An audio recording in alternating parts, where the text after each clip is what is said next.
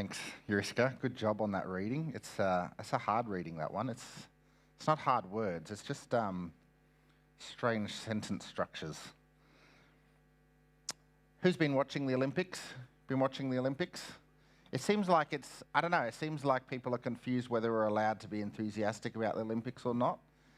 When World Cup was happening, like Matilda's stuff was everywhere, but right at the moment you go into the shops and it's not like Olympic fever anywhere. We went out with the kids trying to buy some green and gold stuff just for school, and it was really hard to find. It seems like we're a little bit like, are we in on this or are we not in for it? It's been great for our family because the kids 4 years ago, you know, Olive was 6 and didn't really get it. She's now old enough to kind of get it. So we've been watching a little bit with the kids, which has been really fun. Really love the underdog stories and the stories of the amazing comebacks, the amazing, the Matildas game against Zambia. I don't know if you saw that one. Pretty amazing. Like at the 1 hour mark, they were down 2-5, which in soccer, it's pretty much done and dusted with a score like that. And they came back to win it 6-5. Great. I mean, I only saw the second half, but that was the only bit worth seeing, I think. Fantastic. There's some great stories like that. This last week, there was some stories like that. I don't know if you heard the one about like the mixed doubles ping pong. North Korea came in, they were the lowest on the table, expected to be lowest. 16 of 16 they were. Surprised everyone in their first game, played Japan, which was number 2, and won it. And that kind of already set the mark and played right through to the finals, played for the gold, just missed it and got the silver. But, to have a story like that, first medal for North Korea in 8 years, pretty great. The other one that's happened this week is the pistol shooting. I saw this. I was just inquisitive. I saw in the list of things online, pistol shooting. And I was pretty hopeful for like gunslinging, like fire off a number of shots. It's a very strange sport. You can see, this is kind of the outfit. They're rigged up with all these kinds of, they got the horse blinkers on and the some sort of monocle there. Pretty crazy. Very weird. But then not long after I saw that, the stories started coming out. Like this next one, she was dubbed like the coolest Olympian. You know, some people call her RoboCop. Just this, I don't know what the toy is. A good luck charm she has hanging from her hip there, and her glasses. She was dubbed the coolest Olympian. That is until, you probably saw this one, but that is until this guy came out. This guy from Turkey. Most countries sent their Olympians. This guy just sent one of their mafia men, and he just came out, hand in pocket, fire his shots off, got silver. Just what a great story. People like drawing anime pictures of him as a superhero. It's great having those stories of kind of the unexpected, the surprising stories. But also at the Olympics, it's hard not to go past just the incredible feat of humanity that's happening there. Because the kids have little Olympics coming up, we're just looking at some of they haven't happened yet, but things like the long jump, the high jump, the world record long jump is like almost 9 meters. Like that's crazy that a human being can jump that kind of distance. High jump is almost 2.5 meters. Pole vaulting is insane. Like the world record is over 6 meters. Like those guys could comfortably pole vault onto a 2nd-story balcony. Like rather than having a spare key under the mat, they could just have the pole vault there and just always leave the upstairs window open, and they would be fine, and they would know that they're the only ones that are going to get in that way. Just crazy human feat, and it addresses some of what we sometimes think about humanity. It's amazing to marvel at the incredible humanity and the lengths people can go to and what they can do. And it makes us think a little about our worldview on humanity. What is humans? And I think we land on kind of 1 or 2 places often. The secular thinking on humanity is either, at times, we kind of go on this, we are the authors of our own destiny. They're infinitely adaptable. We can do anything we set our minds to. It's just a matter of time. And so we kind of put humanity in this category of gods controlling our world around us. And there's a problem, I think, with that, because we find the times where we don't control our world.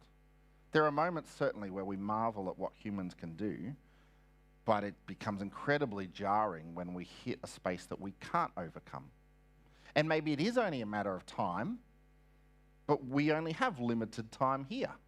And so if we want to ask the question about, will humans overcome the problem of cancer, that's fine to ask that question, but that may not be a question that can be answered in our own time. And it seems like everything we overcome has another problem around the corner. And so we can't fit in the category of where many gods kind of controlling our world. The opposite thing we sometimes do is we diminish humanity down to just a creature. We're just another one of the creatures. We're a little bit more evolved, we're a little bit more intelligent, but really we're just a smarter version of other creatures around. And I think generally most people would be uncomfortable with that answer as well. That it raises all kinds of questions of morality. It asks all kinds of questions about the value of life, the value of humans, what makes one human valuable over another human, and those kinds of questions. Are we just slightly more intelligent, maybe much more intelligent creature? I find that an unsatisfactory answer. I think the Bible gives us a much more profound answer to humanity, and this passage we just read in Hebrews does address some of that. A view on humanity that I think is more robust, more profound than those other views.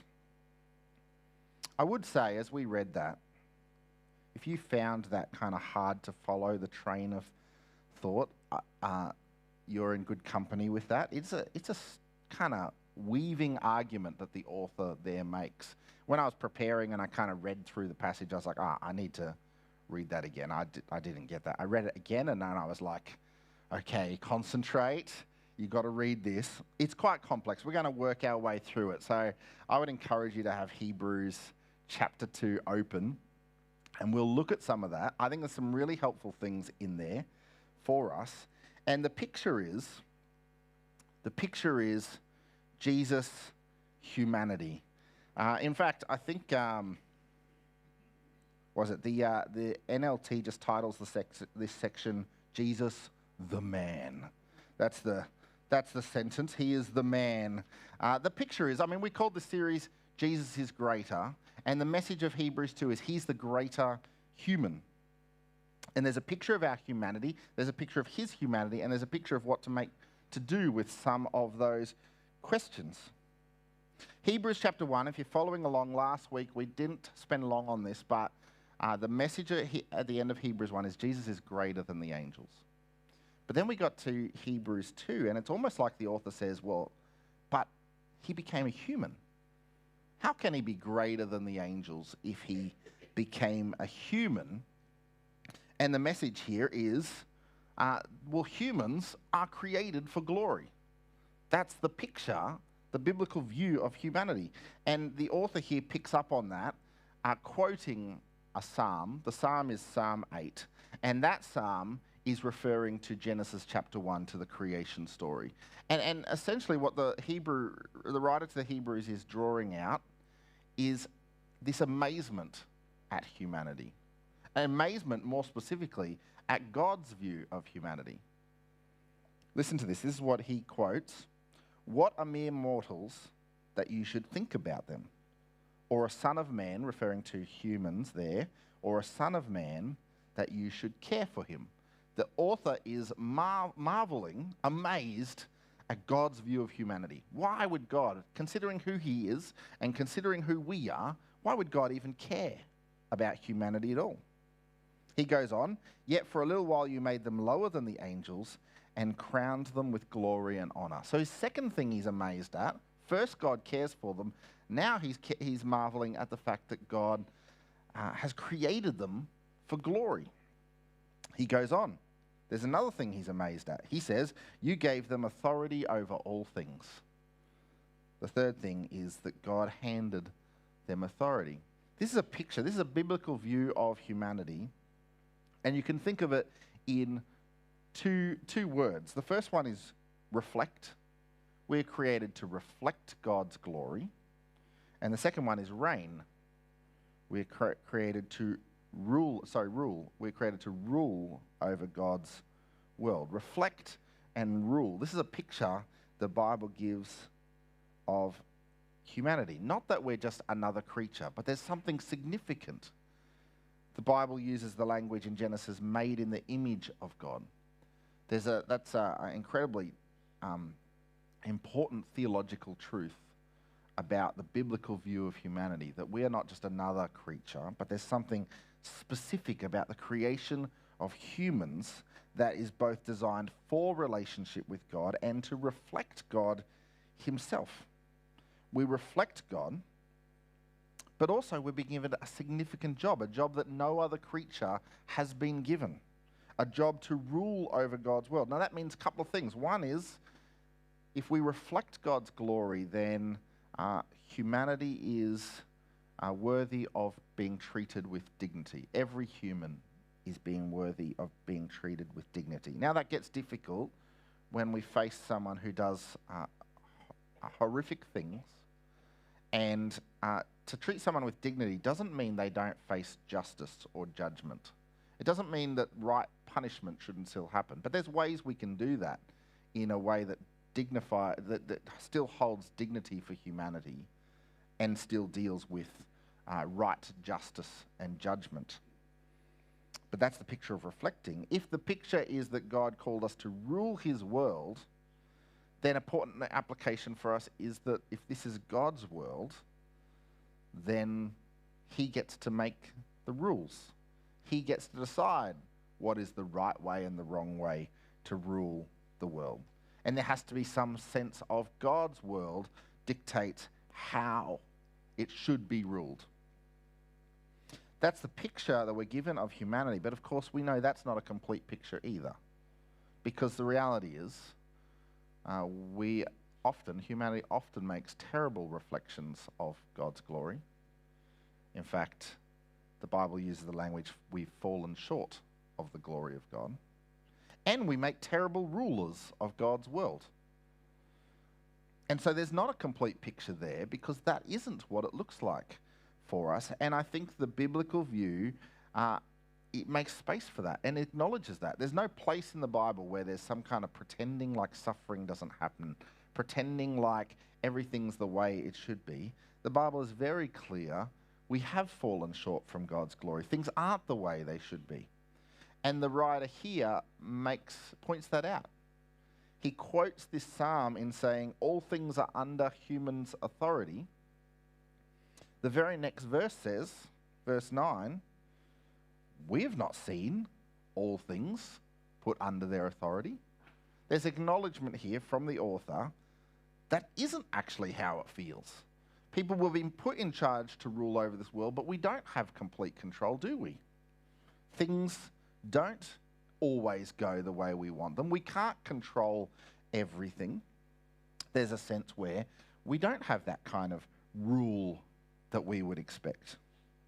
And once again, we reflect on the Genesis story, the fall of humanity, where there's a disordering of God's order. You've probably heard this idea before, the idea that God put humans in charge of the creatures. But in Genesis 1, the way the story is told, the evil one is depicted as a creature, as a serpent. And so there's a disordering of God's order. Rather than God putting humans in charge of creatures, this creature comes in and undermines God, and the humans listen to the creature rather than God. There's a disordering of the order that results in disorder. It results in a brokenness in our world. The Bible makes space for suffering, recognizes the suffering, and even draws out, this is one of the key components to that suffering. One of the first answers to the question of why there's suffering in this world is we live in a broken world. The world itself is in disorder. And so that's the first answer to the question of suffering. The second answer we might have to the question of suffering is humans themselves are in disorder. We ourselves are not living the way we should. The world causes suffering. This broken, disordered world causes suffering, but humans also cause suffering to each other. And so we have this question, why doesn't God put an end to suffering? Well, for God to put an end to suffering, first of all, he would have to take away some of our humans' free will to make decisions, because our decisions cause suffering. But the second answer to why God has not yet put an end to suffering is he would have to remove sin, disobedience entirely. And removing sin, removing disobedience entirely would mean removing anyone who has not accepted the salvation in Jesus. And so that call to say, why doesn't God put an end to sin, to suffering, actually in part would say, because God's grace and kindness, he is giving people opportunity to turn to him. And so we see this picture of suffering. The third answer we get here to suffering is that Jesus meets us in our suffering. It's an incredibly profound thing of the message of the good news of Jesus, that he meets us in our suffering. And that is the sense that this author wants to draw Jesus out as the greater human. He says in verse 9, we have not seen all things put under human authority. Verse 10, what we do see is Jesus, is his words. Jesus is that answer to suffering. Jesus joins us in our suffering.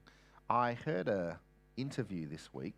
I don't know why it came up in my social media feed, but it was an interview with George W. Bush about playing golf. The question was, did you play golf as a president? He says, I didn't play golf as a president as long as we had soldiers at war.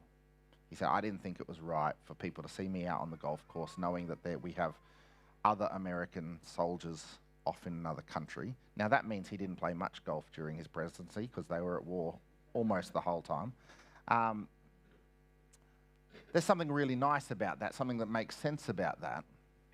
Of course, Jesus doesn't just stop doing something he'd like to do because we are in a place of suffering.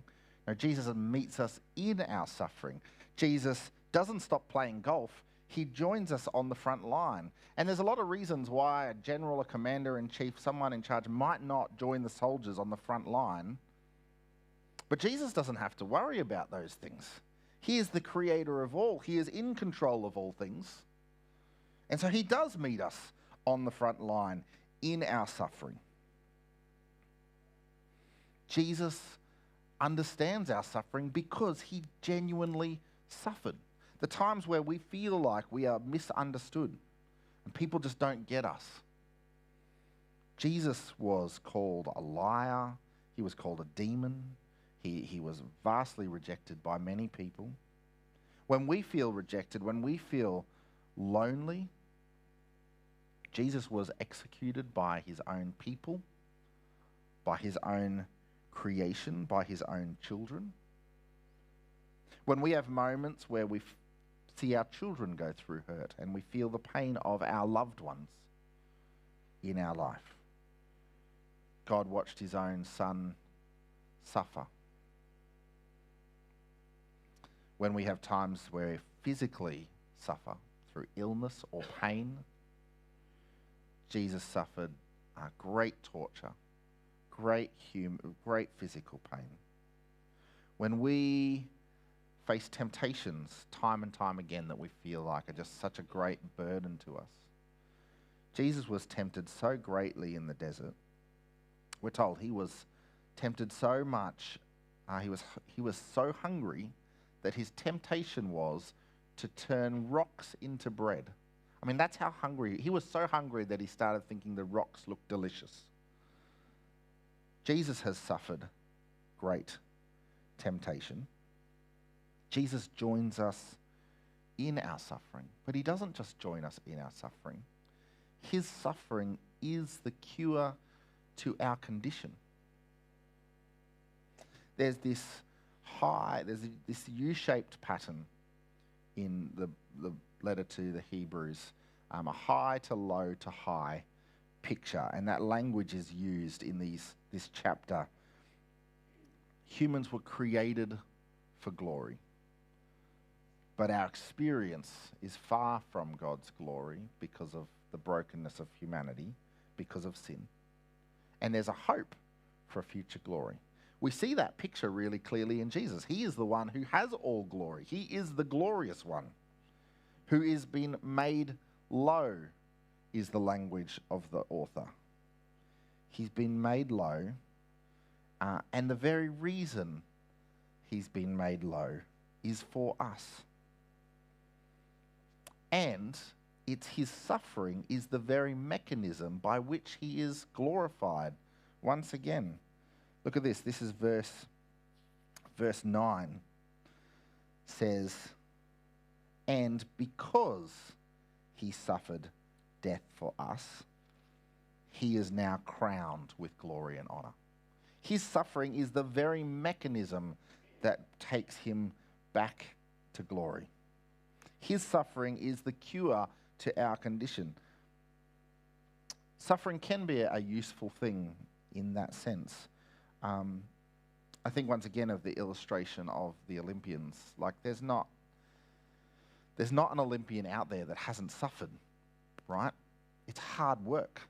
At very least, the suffering is getting up early in the morning, or the burn of the muscles after doing hard workout, of running to exhaustion.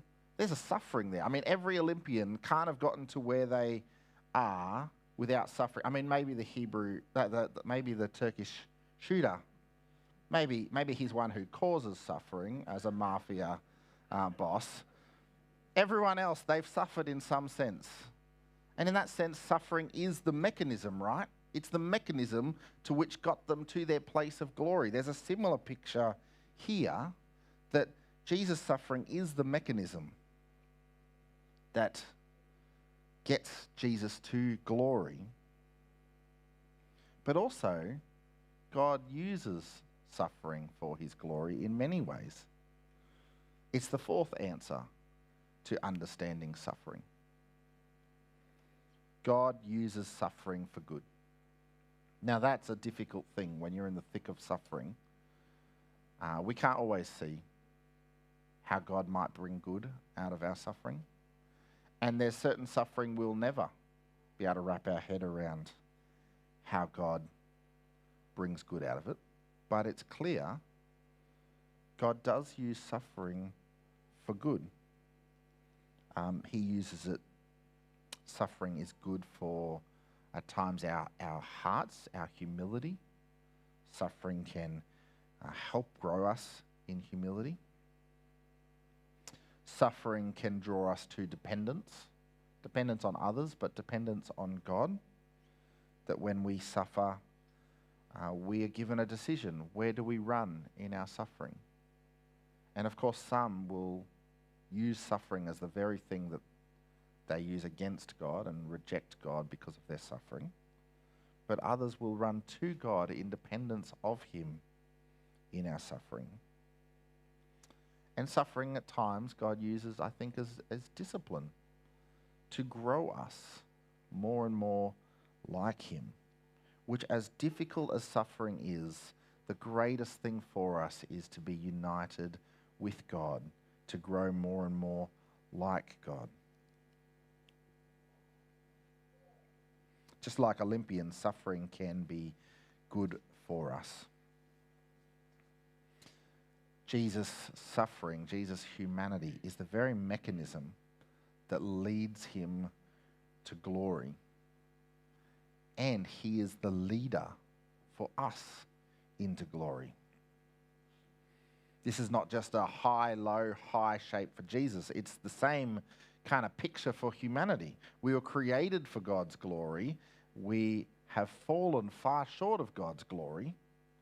But Jesus leads us to an opportunity, if we follow him, into glory. Verse 9, God chose to bring many children into glory, and it was only right that he should make Jesus, through his suffering, a perfect leader.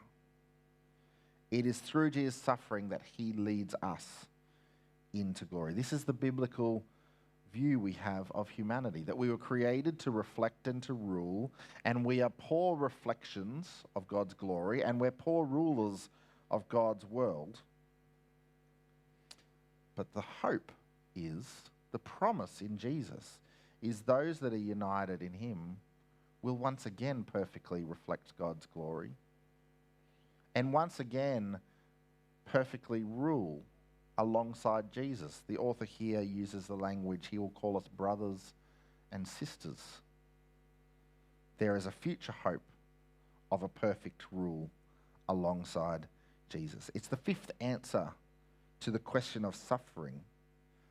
It's the future hope that God has a plan for glory.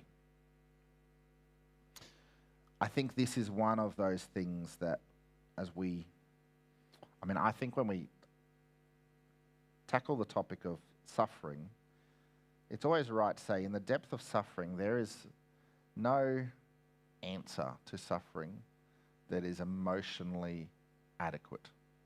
Something can be true and not feel like an adequate answer to you at the time. It's the classic idea that when someone has an injury, someone loses an arm, you don't say, at least you still have your other arm, right? That's not an appropriate response. It's a true statement, and there is some hope in that, but that's not the comfort in that moment.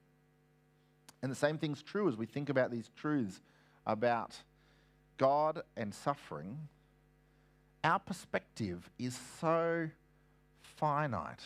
Our perspective is so limited. Our time is such a small speck in the scheme of eternity. And the greatness of the suffering, no matter how great it is in our world, that suffering itself is only a speck in the perspective of eternity. And so God's view is far greater than ours. And if he is a good and loving God, there has to be good and loving reasons why suffering remains in this world. And we've tackled a few of them this morning. But the ultimate hope is God's perspective is bigger, God's plan is greater, and God has a plan for future glory that is an eternal hope. Jesus is the greater human because, like all humans, he went from glory to suffering.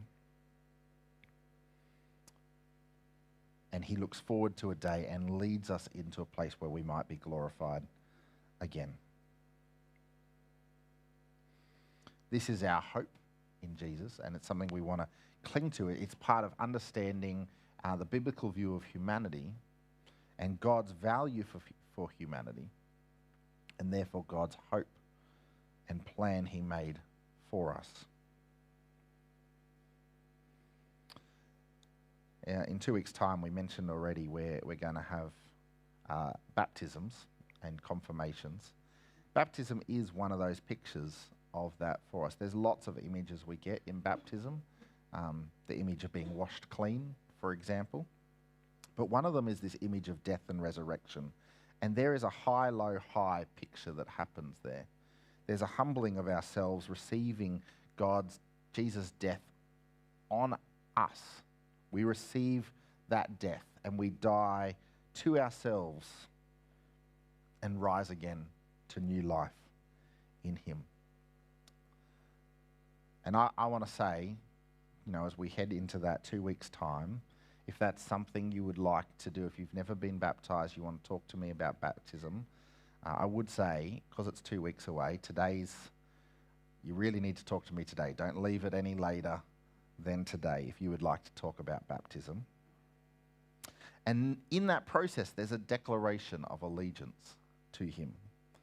In that process, there's an act of saying, I accept this on myself. I want to receive. I have received, and I declare my allegiance to Jesus. And I want to be baptized in doing that. And that is something that, even outside of that, just as followers of Jesus, we are called to do. That we receive, he leads us into his glory. But we want to declare that allegiance to him and be united with him in our suffering, in our lives, in our seeking to obey him as we look forward to glory with him. Let me pray. Lord God, we thank you that you cherish so greatly your creation in humanity, that you gifted us so incredibly in your image to be your image bearers. And we want to treat humanity with the right dignity it deserves. We know often we face the limitations of our mortality. We feel the brokenness of our world. We feel the brokenness of ourselves. We thank you that you came, lowered yourself, met us in our suffering, and that you lead us out through your suffering into your glory. Amen.